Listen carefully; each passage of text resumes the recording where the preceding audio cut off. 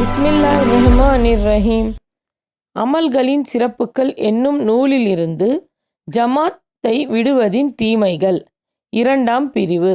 அல்லாஹு தாலா தனது கட்டளைகளை பின்பற்றி நடப்பதற்கு வெகுமதிகளை தருவதாக வாக்களித்திருப்பதைப் போல அவற்றை புறக்கணித்தால் வெறுப்பும் கடும் தண்டனையும் கிடைக்கும் என்று எச்சரித்துள்ளான். அவனது கட்டளைகளை நிறைவேற்றுவதற்காக வெகுமதி கொடுப்பதாக வாக்களித்திருப்பது அல்லாஹ்வின் பேரருளாகும். ஏனெனில் கட்டளையின்படி நடப்பதே அடிமையின் கடமை. கடமையை செய்வதற்கு கூலி எதற்கு?